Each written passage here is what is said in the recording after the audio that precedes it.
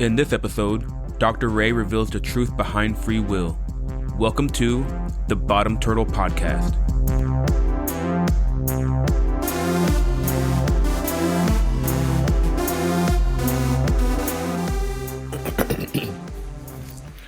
I was just thinking, and I have to get this thought out as it comes to me. I'm listening to the Bible in the Year podcast by Father Mike Schmitz, and I'm currently in like the 22nd episode or something like that. And while he's reading through the book of Job and Genesis, and I don't know, while he was reading, something just hit me, and it's the discontinuity. I think something that happens at the crucifixion in the story of Jesus is the moment in which Jesus is judged as sin. Because one thing that we have to be absolutely certain about is that is a discontinuity. That is actually incoherent. And I think that is demonstrating free will, because coherence is associated with like logic. It's associated with if this, then that. This must follow from this. If someone is full of sin, then they must be judged for their sin. Like God is righteous, and so God's judgments are righteous. And that's the whole point, is that what people need to understand is that the idea that God cannot go counter to his character is the thought that God is the foundation of the structure of reality. And so the nature of coherence is the nature of God. And so when God is making judgments, it's like, well, this has to, I'm not going to go against my character. This is what has to be done. And so if God or yourself are acting out of a way that is not conscious and is more just enacting what must follow from what was, then if someone wrongs you, you have a righteous claim against them. If someone wrongs you like in a really deep way, they steal from you, and then they mock you for it. And then not only do they steal from you, but then they lie against your spirit, your reputation, and like also they also frame you. So it's like, imagine there's a person who's going around stealing from people, and they're going from house to house. They're like a robber that goes from house to house stealing from people, and then they go and steal from your house, and you catch them. And so they get away, and because you now caught them, they're afraid, like, oh, this person can rat me out. So instead, what they do is they take some of the stolen stuff that they've taken from other houses, and they plant it in your house, and they frame you. And now you are on trial for the crimes of this man who robbed you. Now, that is the most justified, righteous claim against someone, the most righteous judgment. Like, this person deserves to be punished for this. If we were watching a movie and that was the storyline, and we saw this character who's just this manipulative, and they're just gleeful in their deception, and they're just harming innocent people who are good. Like, that's the type of stuff that you watch it, and you're just waiting for the end of the movie where this person gets their righteous judgment, their comeuppance. And so when you're in that situation, the thing that follows from what was your righteous judgment against them. But what if instead, in that moment, you choose to not feel that way? You choose forgiveness instead. And that's like the discontinuity. You're choosing to not go what is justifiable and what follows, to take a very different path, an opposite path. The exact opposite thing that you'd expect. And so this is what happens when clearly Jesus, being a zero sin, which if you're not Christian, just accept that as part of this, as part of an axiom of the world of Christianity. So you don't have to evaluate what I'm saying based off of whether or not you believe in Christianity, but just as a element of a story, just treat that as fact, because any Christian will tell you that that's the case. And so, because Jesus is zero sin, then there is no righteous judgment against him. But God judges him as sin, which creates the very discontinuity. Like, it's not coherent. It's a transgression against coherence. To take an innocent being and then judge them as guilty, that's exactly the type of thing that if you saw in a movie, again, would create extreme emotional dissonance or extreme emotional response. Just take the movie Green Mile. It's exactly like that. Imagine the movie Green Mile, and at the end of the movie, where the innocent prisoner is killed. So the judgment of the innocent as guilty, who's literally completely free of any judgment, is a discontinuity. But it's because it's in that moment that judgment that we should receive is transformed into grace. That's the thing. It's like the nature of sin is that it begets revenge after revenge. Like, this person sinned against this person sinned against that person, and you have like this chain of hatred and negativity of everyone trying to find justice. You know, maybe everyone does have some sort of righteous claim against the other, but if you go back, you don't even know what started it. It feels like the same way with like our political strife between conservatives and liberals, and it's like, yeah, I can guarantee along that entire history, they have both been doing things that justify the anger of the other. It's the same thing with your relationship with your spouse. Like, you can guarantee that there's going to be some justified reason for being upset with your spouse. But when you act in a way that's just like, you know what? I'm just going to take the momentum of my feelings of a need for justice and just replace it with love and forgiveness. It's like forgiveness is the very thing, like the type of sacrificial love and forgiveness that you get in Christianity is precisely the discontinuity of judgment that transforms it from judgment to grace, and it just wipes the slate clean. You don't need revenge. You don't need punishment. But that act is an act of free will, an assertion of your will. Because like I've said before in previous episodes of the podcast, the default mode to someone doing something unjust to you is to be angry. The default mode of seeing someone act in a delusional way, to act in a selfish way, you know, to lie, to be manipulating others, like seeing someone act like that, someone who's acting out of their own self-interest and blaming everyone else for their problems, even though they're the ones generating them. Like, it's so easy to get angry at that person and to hate them and want them to be judged. And it's so easy. It's the default mode. It's what momentum would dictate should happen next.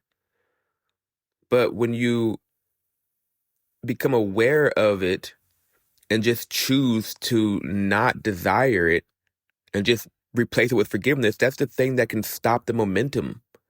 And this is what I've been trying to say the entire time, is that there is a direct relationship between consciousness and your ability to apply a force, to have will, free will. Like I've said, if it is the case that your future state is only dependent on your past state, then there's no room for free will. So I used the example of a rock rolling down a hill. In physics, we can insert the initial conditions of a physical system, like a billiard ball rolling down an incline or something like that, and the future state of the bowling ball is going to be completely dependent on the initial conditions. Or the bowling ball or the billiard ball is completely dependent on the initial conditions. And so this is something that doesn't have the capacity for free will. Like, it doesn't have the capacity to apply force. But imagine that the ball is rolling down the hill or down the incline, and then suddenly it just goes in an orthogonal direction to the downward direction it was going. A force is applied, a change in momentum. That's literally what force is. I mean, it's literally Newton's second law. An object will keep moving in the same way it was moving before unless the force is applied. So it's the sum of the forces equals zero. And it's actually that Newton's law that the sum of the forces is equal to the change in momentum with respect to time. And so that's why the momentum is constant if there's no force applied. But if there's a force applied, then you have an acceleration, which creates a change in velocity, which is a change in kinetic energy, which is a change in momentum. It's a force. And so the degree to which you are a conscious being is the degree to which you can change the momentum of your action. If it is the case that you're addicted to something, if you're addicted to something, you become a slave to whatever psychological spirit or whatever is encoded as memory in your being. You're a slave to that thing. It dictates your future state and you have no control over it. Your will has been taken from you. But if you can fight against the temptation, then you're asserting yourself as a being, a conscious being with will, a creator, where certain states of reality wouldn't exist without your existence. Like you're participating in creation. And this is something that, like, if you watch the show DEVS, this is precisely like, I'm sorry for this. So spoiler alert with DEVS. I watched this show during the pandemic and like it gave me chills. Like I hated it at first, but the latter half is just amazing and phenomenal. But the point of DEVS is like they're trying to create a quantum. They created a quantum computer and they're trying to create a reality within the quantum computer so that the tech bro who owns the quantum computer can reunite with his dead daughter. And they're trying to create a true reality in the quantum computer that he can live in so he can be with his daughter again. And so throughout the show, what happens is with the quantum computer, they're able to predict the future. And so one of the most important things, like one of the important scenes in that show is the main tech bro guy and his like second in charge. If I remember, it's been a while since I've seen it. They are looking through this quantum computer that can tell them the future. And they talk about the idea of lifting your hand up. Like if it is the case that the quantum computer can predict that you will lift your hand up, and now you have that knowledge, when it comes time, because you are aware of the future state, you now have the ability to do something different. Like this is one of the most important natures of consciousness, is that we are able to project our consciousness into the future to make predictions about the future, and then that knowledge about the future allows us to go, oh, if I don't do anything, then this is the future that's going to come into existence. If I don't study for the test, I'm going to fail the test, and I'm going to fail the test. I'm going to get kicked out of college, and my dreams are going to fail. I'm going to have to move back in with my parents' house. Like this is the chain of events that'll happen if I don't act now. You can project that into the future, and because you can understand your future configuration and actually have some fidelity to know what will happen in the future, then you can do something now. This is the nature of like being a conscious being. It's not that your it's not that your future configuration, your future state is completely dependent on your past data, your initial condition. It's that your future state is dependent on your future configuration.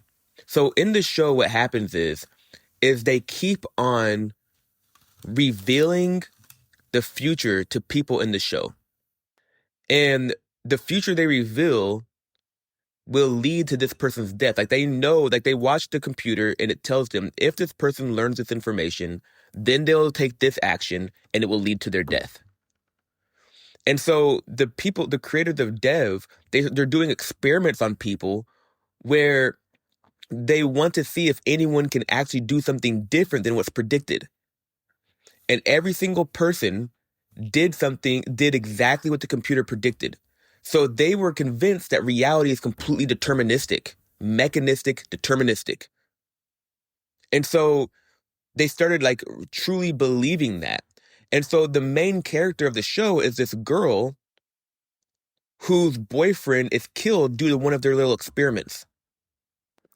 And so what happens is that they are conducting an experiment on her where they looked at the future and go, if we reveal this information, then what she'll do is she'll kill the tech bro guy. She'll kill him, knowing that we killed her boyfriend. And so when the time comes for her to get her justice, to get her revenge, to kill him, she doesn't do it. And it was the first time that someone did something that the computer couldn't predict, thus instantiating free will as a measurement of reality, the last bit of data that the computer needed to be able to actualize the actual reality. That's like the point to that show. And what it was saying was, and this goes back to the information theory I'm trying to tell you, is that because the computer was always predicting the future accurately, then there was no surprise. The two main characters, that the tech bro and his assistant, the second in charge, they were conducting the experiments, and they no longer became surprised. They became convinced that reality is deterministic, that there is no free will. And so her doing something different was an unlikely event. It was an improbable event, an extremely unlikely event. And as such, according to information theory, it has an enormous amount of informational content. And in that moment, the data from the computer got the information that that free will existed due to this extremely improbable event, and then that's what the data it needed to complete itself, to become real. So these ideas that I'm communicating right now, I've been communicating them throughout the entire podcast. You have to understand the extreme coherence within the structure of this podcast. Like, anyway, like I said, I've made it a point to myself that whenever an idea comes in my head, to just follow it. And a lot of times it comes when I'm reading the Bible or listening to like Bible podcasts and stuff like that. Anyway, I hope this makes sense. Love you guys. Peace.